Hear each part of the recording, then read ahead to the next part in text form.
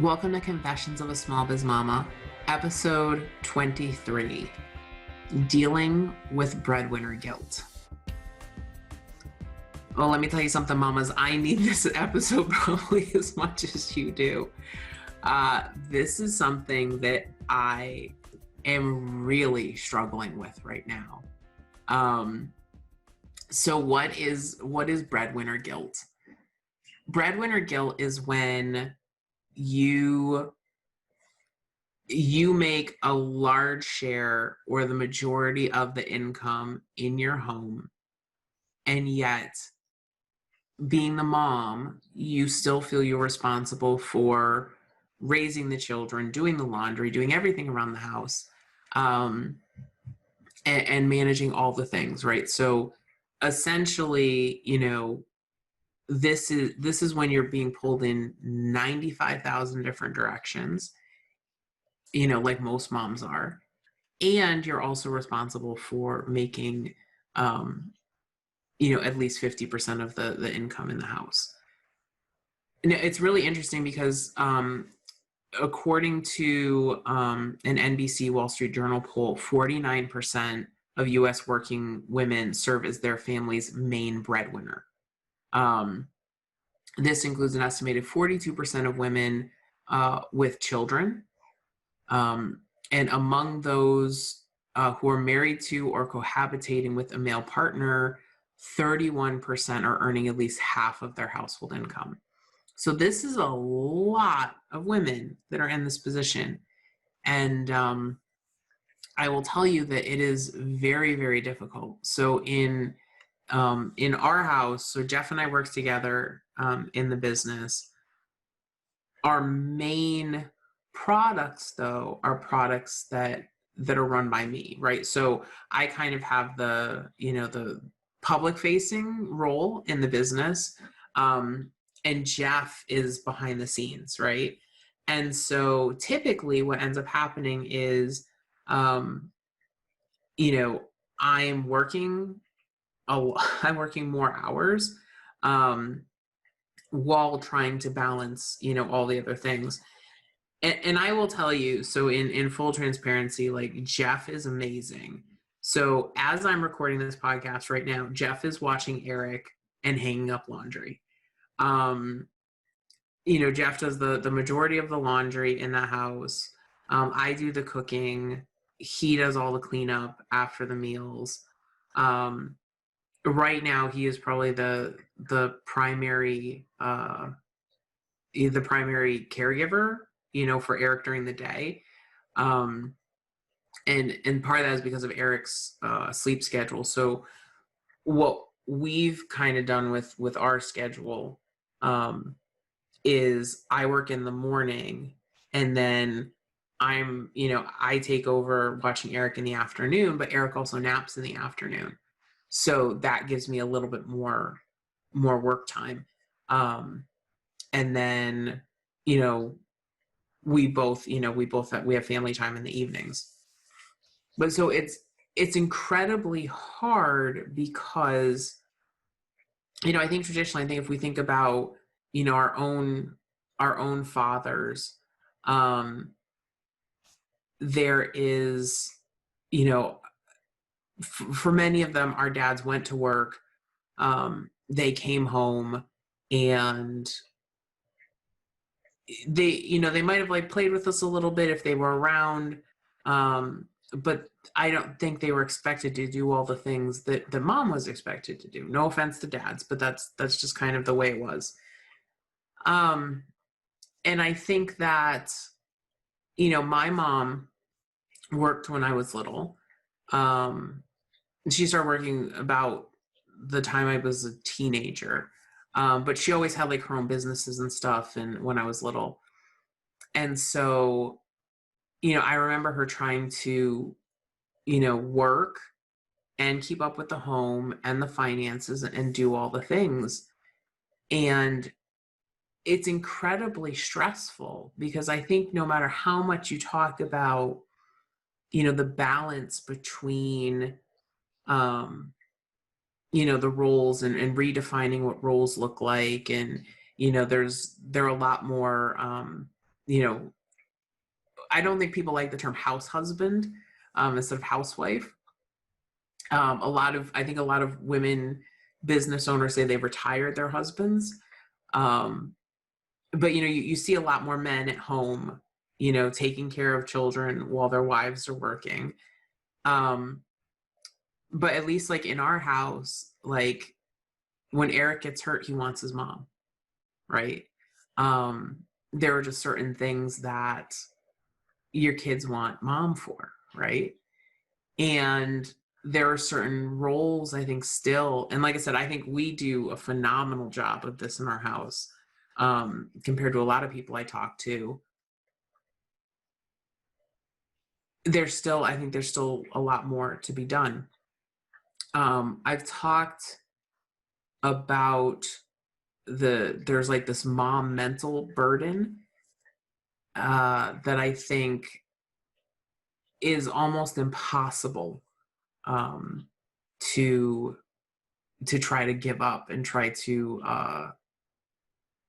put on somebody else's plate, and that is the mental load that we carry as moms of all the things that we have to keep track of. So if I think of like, I'm keeping track of, my appointments, Jeff's appointments, Eric's appointments, the things that, just kind of those reoccurring things that need to get done. And even if you put them on calendars and make them recurring, there's certain things that you're like, did we do this? Did this happen? Um, it's a lot to manage. And so, and it's really interesting because, in looking at the research, women breadwinners have less family life satisfaction, they have less marital satisfaction. It's amazing, right?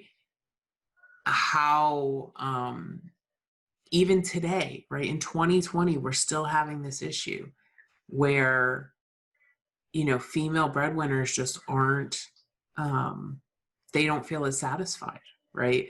Um, when it comes to childcare responsibilities, married mothers who are the primary breadwinner in the house are also much more likely than fathers in the same role to take the lead in childcare responsibilities. 37% of women breadwinners take the lead in childcare, where only 7% of breadwinner fathers do.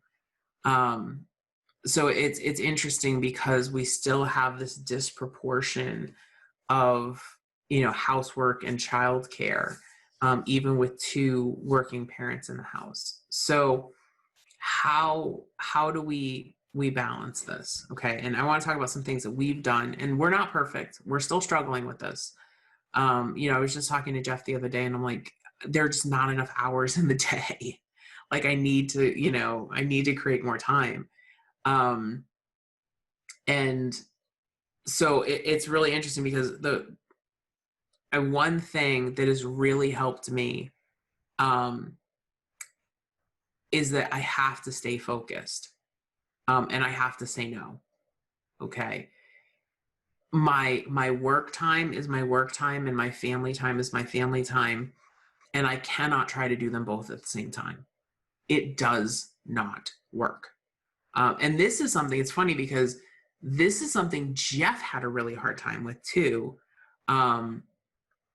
When he first, started watching Eric in the mornings, he kind of felt like he had to have his toe in the business while he was watching Eric, and it just wasn't working. And I found the same thing for me, that, I have to be focused on work. And so what that means sometimes, like if I'm watching Eric, afternoons are mine and Eric won't sleep, I have to come to terms with the fact that I'm not working that afternoon. And so what I might need to do is after Eric goes to bed, I might come back in the office for an hour and see what I can get done. But I cannot be mom and CEO at the same time. I have to be CEO when I'm CEO, and mom when I'm mom. Because first of all, it's not fair to either, either role. I find that if I'm trying to do work things while I'm watching Eric, it's not fair to Eric, right? And let me be clear, I know that there are instances where, there are times that I'm working, I'm on a call, and Eric is playing in the office. That's going to happen. But if you're planning your life that you're going to do this at the same time, it's going to be really, really difficult. And I understand that with COVID, and with kids, not going back to school, or we don't know what's going to happen with school, it's going to be tough. This is going to be hard. And so, one thing that you can do right now as you're preparing for, what happens if school closes, or what happens if we decide to homeschool. If you're married, you need to sit down with your spouse and say, okay, how is this going to work? If school closes, what are we going to do? And figure out how can you get on a schedule. It's funny because I think a lot of people, especially like if your spouse is employed, they feel that like, okay, well, I'm self-employed, I have the most flexibility. And what that ends up turning into you never work ever. And I find that with some of the women who join my bookkeeping course, like I just can't find the time to get the work done, to get my business set up.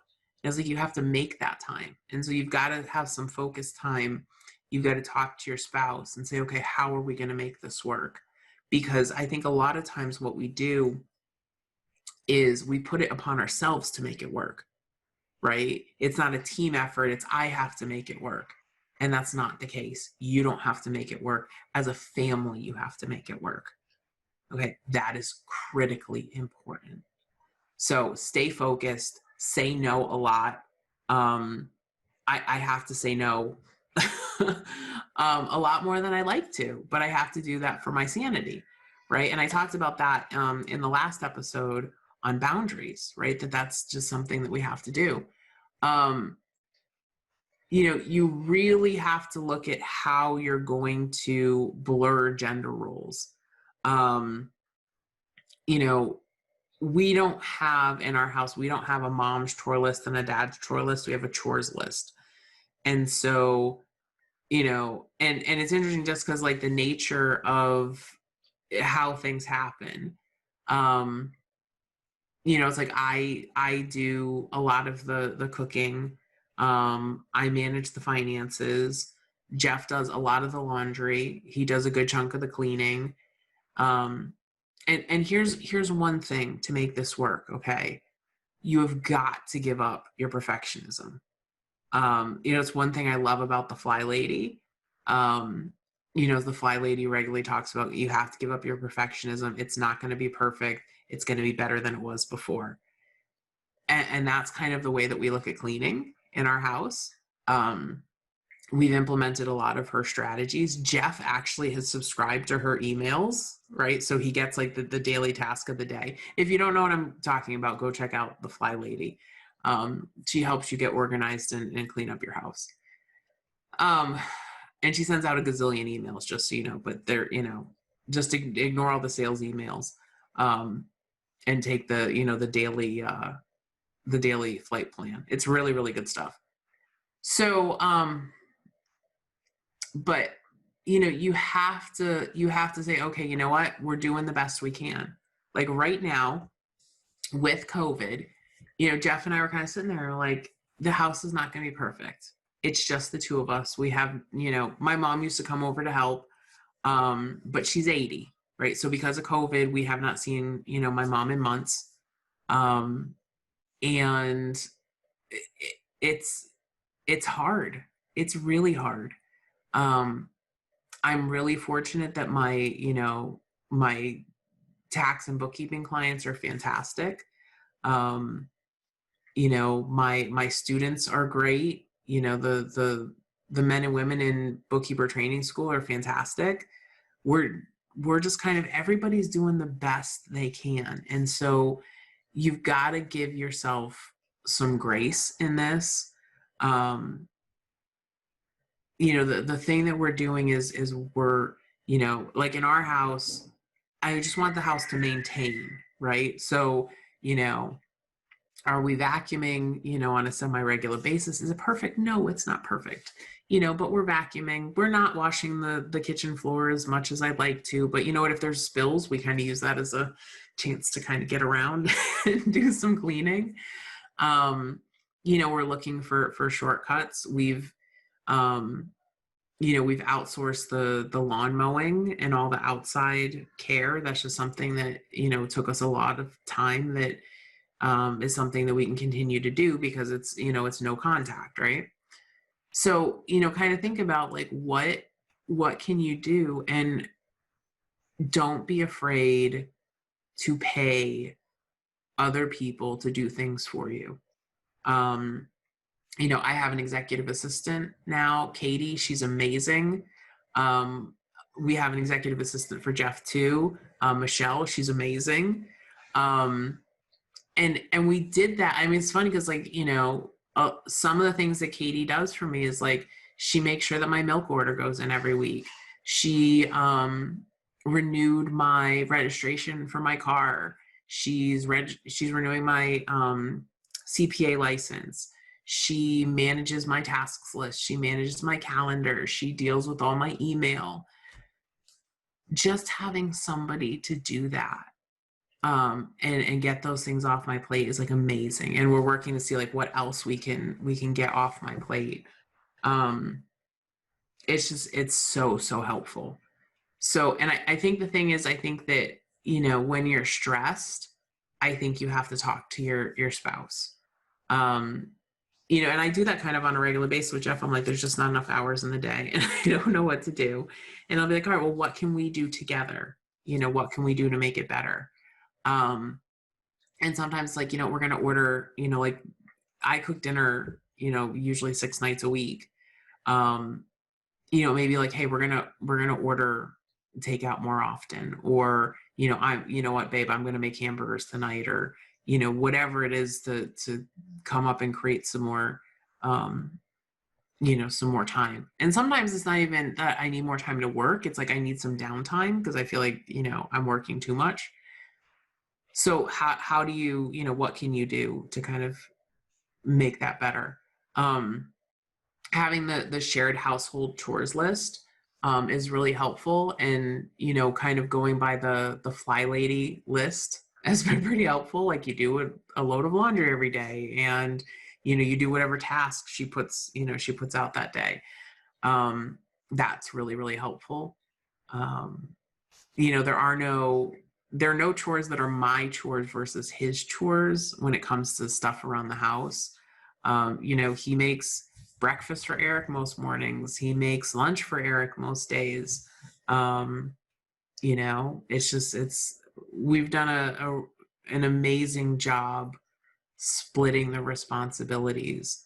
But it's really critical that, your spouse understands that this is part of the, this is part of the job, it does. And I see so many moms that take on everything, right, in addition to working. And I think you need to sit down, what really kind of, what really helps. And I saw this in, I think it was in Baby Wise. It was in the Baby Wise book.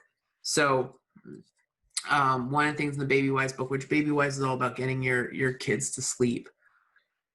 But one of the things they did like early on in the book is there was a list of household responsibilities, and they were like, okay, who's gonna do this?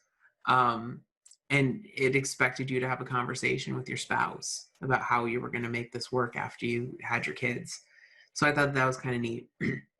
I think very often when things get crazy, and I know Jeff and I've been really terrible with this. I'm not gonna say Jeff and I've been really terrible with this. Is scheduling time with your spouse and with yourself. Schedule time for self-care, schedule date nights, even if your date night is at home, right? Maybe you order, we've done this a couple times, we've ordered delivery after Eric's gone to bed. And we've just had dinner, the two of us. That was, that's been really nice. Hang out and watch a movie together, play a game together, but make that time. Because I think what often happens is in the resentment and the guilt for not being present and not, doing all the things you want to do, you pull back further, right? And so I think that the kind of the key to marital satisfaction is jumping back in to your marriage and, saying, they say like happy life, happy wife, right? Well, happy husband, happy life too. I know it doesn't sound as poetic, but I think when we focus in on our marriage, both people are happier and both parties are willing to give more. So I think if you've reached that stage where, I've been there before, I'm not going to give anymore because he's not giving. So, we're going to punish each other until somebody, gets back on board. That's crap. Okay. As somebody who's been married for almost 20 years, what I've found to be the best solution in that case is to actually dive into your marriage, spend time with each other, be newlyweds again, because that is what's going to motivate you and and your spouse to, to really dive back in and make this work and make the house happy and healthy and get everything done. When people are resentful and angry, they don't want to do things for the household. And so, recommitting to your marriage and recommitting to that relationship, that's what's going to get things moving again in your household if you're married to a reasonable human being. And so I'd really focus in on that, right? I find that personally that when I start feeling guilty, when I start feeling bad, when, things aren't, going perfect in our marriage, I typically find that it's because like I've checked out, right? I've checked out of my self-care. I've checked out of the marriage. I've checked out of the things that make me happy. And when I check back into those things, that's when I find I create my best content. Our house is running well. And I mean, it's, it's funny. It's like this morning, I have not gone for a walk outside in probably a week and a half, maybe 2 weeks. It's just been really hot here and the weather's been crappy and I've been super busy. And so like, I've literally been like taking walks at my desk. Okay. And again, right, what do I say? Work when you're at work, and let it go when you're at home. So I took a 30-minute walk outside this morning. I listened to my book. I took my coffee. And I got back and I'm like, let's go. Let's record some podcasts. Let's make it happen. Right. And yeah, so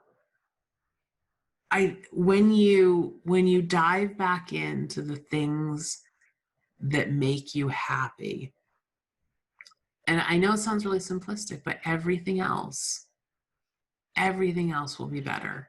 If you dive back into your marriage, if you dive back into your family, if you dive back into your self-care, everything else is going to work a little bit better. And so no matter what happens, give yourself some grace, stop seeking perfection, and lean into those things that are going to make you happy. Because then, you know what? You don't really feel so guilty. And, everything seems to be running a little bit better. And life is just good. So try that. Okay, the breadwinner guilt is normal. It is. It's absolutely normal. You're not alone. Okay. Just look at the stats I gave you at the beginning of the episode.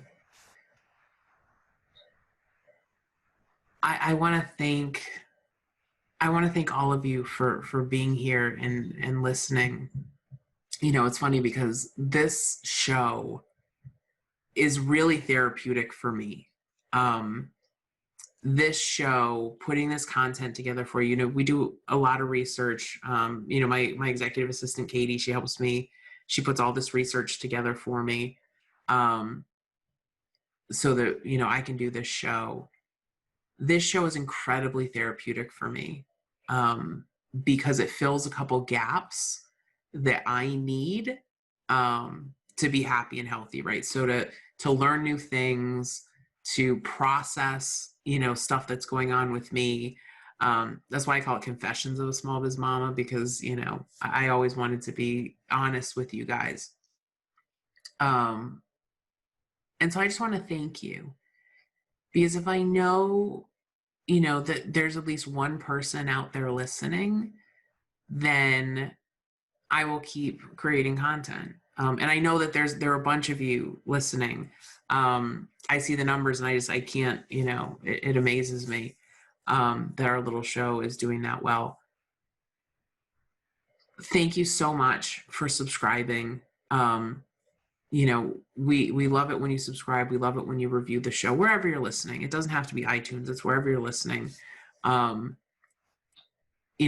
us know that you're here.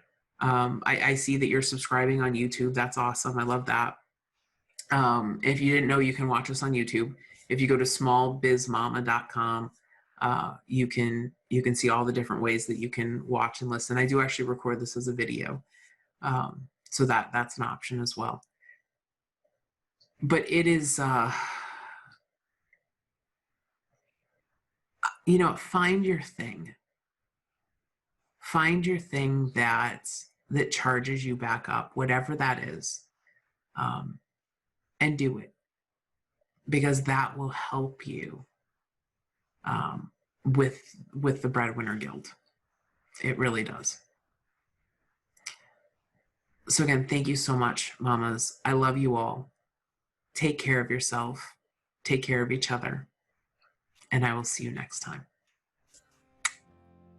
Thank you for listening to Small Biz Mama with Kristen Ingram.